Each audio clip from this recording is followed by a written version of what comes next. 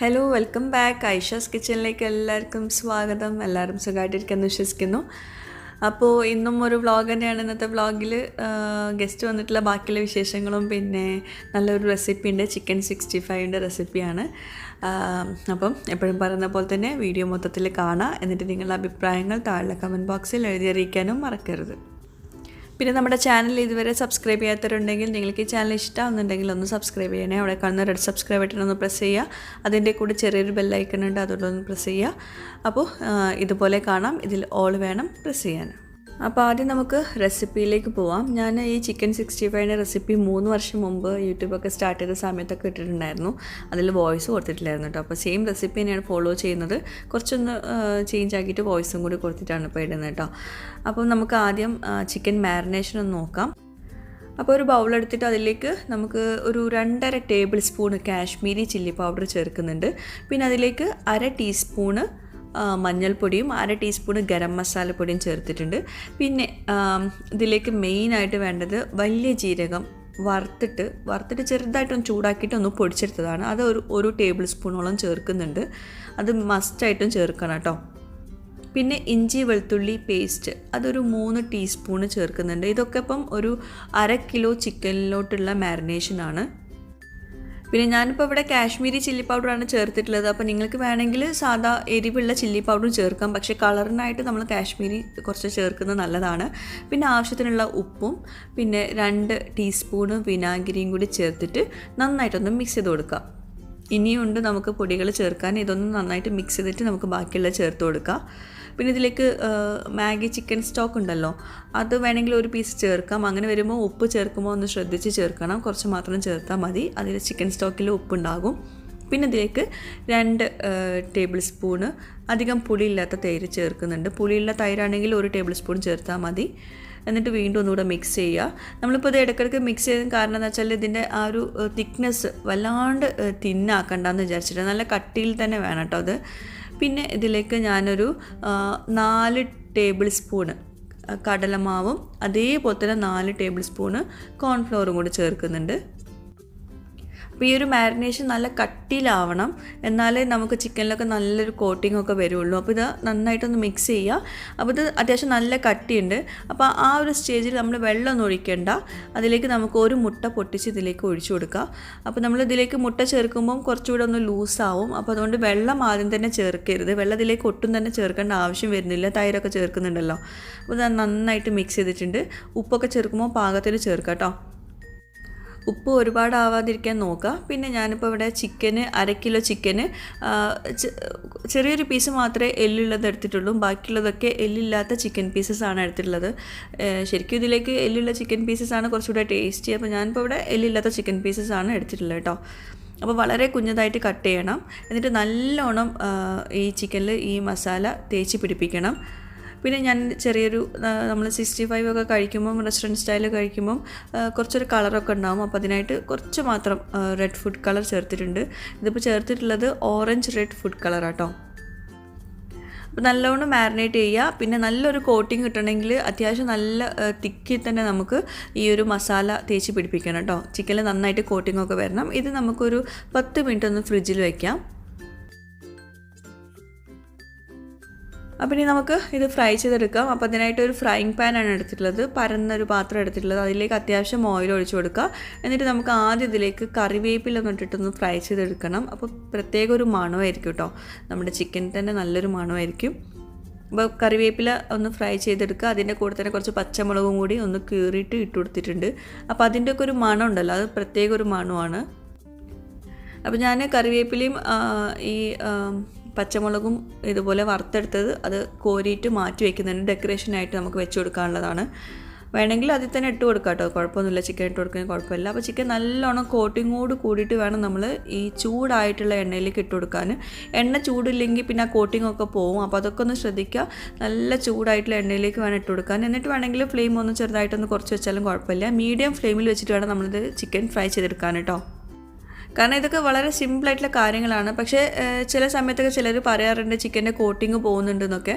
അത് മുട്ട ചേർത്താൽ നമുക്ക് ആ സോഫ്റ്റ്നെസ് കിട്ടുള്ളൂ. അകത്ത് നല്ല സോഫ്റ്റും പുറമെ നല്ല ക്രിസ്പായിട്ട് കിട്ടണമെങ്കിൽ കോൺഫ്ലോറും അതുപോലെ കടലമാവും ചേർക്കണം. അതുപോലെ എണ്ണ ചൂടില്ലാണ്ട് നമ്മൾ ഇട്ട് കൊടുത്തിട്ടുണ്ടെങ്കിൽ ആ കോട്ടിംഗ് ഒക്കെ പോവും. അത് നമ്മൾ ഈ പാനിൽ പറ്റി പിടിച്ചിരിക്കും. അതൊക്കെ ഒന്ന് ശ്രദ്ധിക്കുക.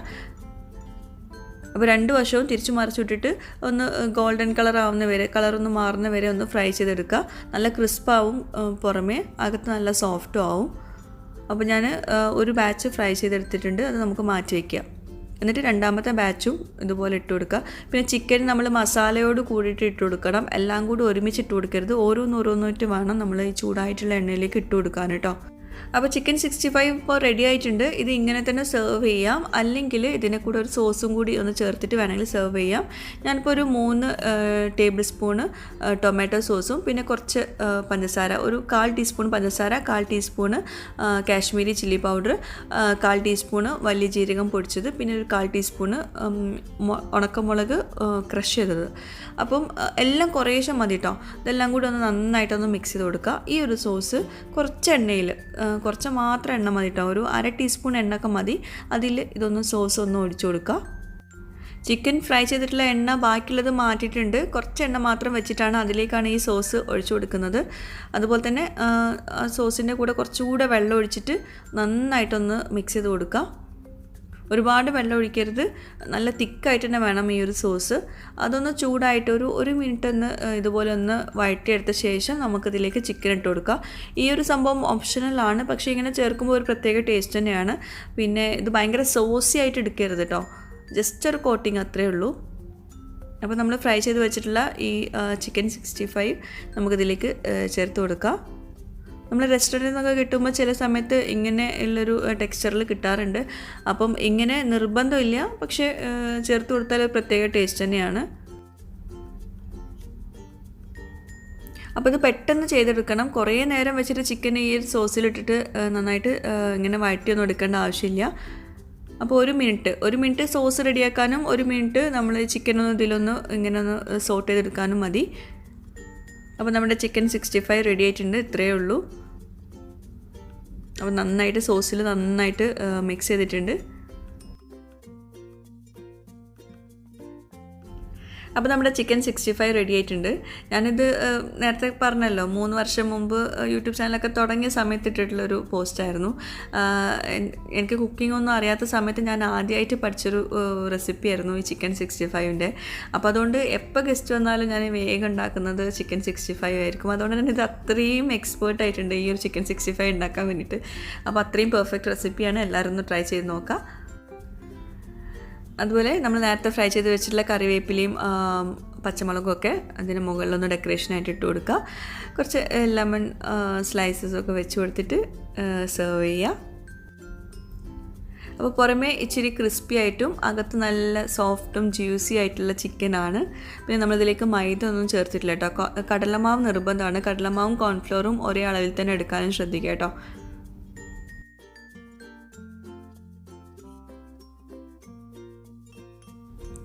അപ്പോൾ ഇന്നലത്തെ വ്ളോഗിൽ ഞാൻ പറഞ്ഞിരുന്നല്ലോ ഗസ്റ്റൊക്കെ ഉണ്ടായിരുന്നു എന്ന്. അപ്പം എൻ്റെ അമ്മാവിൻ്റെ മോനും കസിനും ഇവിടെ തന്നെ നിന്നിട്ടുണ്ടായിരുന്നു. അപ്പോൾ അന്ന് മോർണിംഗ്, അതായത് വെള്ളിയാഴ്ച രാവിലത്തെ കുറച്ച് വിശേഷങ്ങളൊക്കെയാണ് ഇപ്പോൾ ഇൻക്ലൂഡ് ചെയ്യുന്നുണ്ട്. അപ്പോൾ ഒരുപാട് വീഡിയോസൊന്നും എനിക്ക് എടുക്കാൻ പറ്റിയില്ല, കാരണം അറിയാമല്ലോ ഗസ്റ്റൊക്കെ ഉണ്ടാകുമ്പോൾ അത്യാവശ്യം തിരക്കിലാവും. അപ്പോൾ രാവിലെ ഞാൻ നീർദോശയും നല്ല മീൻ കിട്ടിയിട്ടുണ്ടായിരുന്നു, ശരി. അപ്പം ശരി കറിയുമായിരുന്നു ഉണ്ടാക്കിയിട്ടുണ്ടായിരുന്നത്. അപ്പോൾ അതിന് ശേഷം പിന്നെ നമ്മൾ ഉച്ചത്തേക്കുള്ള ഫുഡിൻ്റെ തയ്യാറെടുപ്പായിരുന്നു. അപ്പോൾ ഉച്ചത്തേക്ക് അമ്മാൻ്റെ മോനക്ക് ഭയങ്കര ഇഷ്ടമാണ് നെയ്ച്ചോറും കോഴിക്കറിയും ചിക്കൻ ഫ്രൈ ഒക്കെ. അപ്പം അതിനായിട്ട് ഉണ്ടാക്കിയായിരുന്നു നമ്മുടെ 65 ഒക്കെ കേട്ടോ. അപ്പം നെയ്ച്ചോറും ചിക്കൻ കറിയും പിന്നെ 65 ആയിരുന്നു ഉണ്ടാക്കിയിരുന്നത്. ആദ്യം വിചാരിച്ചു നെയ്ച്ചോറൊക്കെ ഉണ്ടാക്കുന്നതൊക്കെ വീഡിയോ എടുക്കണമെന്ന്. പിന്നെ എല്ലാവർക്കും അറിയുന്നതല്ലേ. പിന്നെ അതുപോലെ എനിക്ക് റൂയിമോളാണെങ്കിൽ അവിടെ ഭയങ്കര കരച്ചില്ല. അപ്പോൾ അതിൻ്റെ ഇടയ്ക്ക് ഇങ്ങനെ ഉണ്ടാക്കുന്നതല്ലേ, അപ്പോൾ എല്ലാം കൂടി എടുക്കാൻ പറ്റിയില്ല. അപ്പോൾ മെയിനായിട്ട് ചിക്കൻ 65ൻ്റെ റെസിപ്പി മാത്രമേ എടുക്കാൻ പറ്റുള്ളൂ.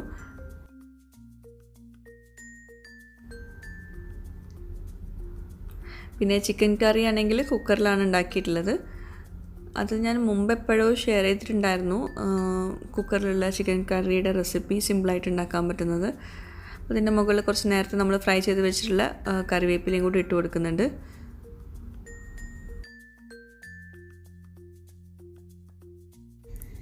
മിക്ക ആളുകൾക്കും ബിരിയാണിയേക്കാളും ചില സമയത്ത് ഇഷ്ടം നെയ്ച്ചോറും ചിക്കൻ കറിയും ചിക്കൻ പൊരിച്ചതൊക്കെ കഴിക്കാനായിരിക്കും. ബിരിയാണി നമുക്ക് പിന്നെ എന്താ പറയുക, ചില സമയത്ത് ഭയങ്കര ഇഷ്ടമാവും, ചില സമയത്ത് നമുക്ക് അതങ്ങനെ ആക്സെപ്റ്റ് ചെയ്യാൻ പറ്റുന്നുണ്ടാവില്ല. പക്ഷേ നെയ്ച്ചോറും കോഴിക്കറിയും അതുപോലെ ചിക്കൻ പൊരിച്ചതും അതൊരു പ്രത്യേക ഒരു കോമ്പിനേഷനാണ്. എപ്പോഴും നമുക്ക് കഴിക്കാൻ പറ്റുന്നൊരു കോമ്പിനേഷനാവും. അപ്പം ഇന്നത്തെ വിഭവങ്ങൾ ഇതൊക്കെയാണ്. കുറേ വേറെ എന്തൊക്കെയോ ഉണ്ടാക്കണം എന്നൊക്കെ വിചാരിച്ചിരുന്നു, പക്ഷെ ഒന്നിനും സമയം കിട്ടിയില്ല. റൂമിമോൾക്ക് ഗസ്റ്റുകളൊക്കെ കണ്ടപ്പോൾ ഭയങ്കര കരച്ചിൽ, അവിടെ മൂടൊക്കെ ഒന്ന് മാറിയിട്ടുണ്ടായിരുന്നു. അപ്പോൾ റീനും ഇങ്ങനെ കയ്യിൽ പിടിച്ചിട്ടാണ് നടക്കുന്നതൊക്കെ. റൂമിമോള് ആദ്യമായിട്ട് കാണുമല്ലോ എല്ലാവരും, അപ്പോൾ അതിൻ്റെ ഒരു പ്രശ്നമായിരിക്കാം.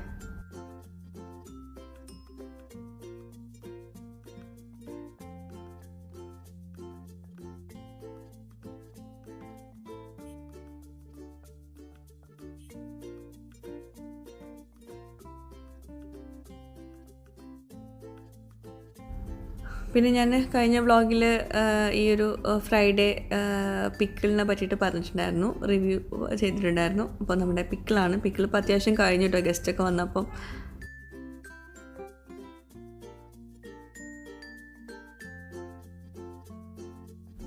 അപ്പോൾ ഒരുപാട് വീഡിയോസൊന്നും എനിക്ക് എടുക്കാൻ പറ്റിയില്ല അന്നത്തെ ദിവസം. അപ്പോൾ ഇത്രയേ ഉള്ളൂ. അപ്പോൾ ഇന്നത്തെ വ്ളോഗ് എല്ലാവർക്കും ഇഷ്ടമായിട്ടെന്ന് വിശ്വസിക്കുന്നു. പുതിയൊരു വ്ളോഗുമായിട്ട് വീഡിയോയുമായിട്ടൊക്കെ വരുന്നവരേക്കും ബൈ, താങ്ക് യു.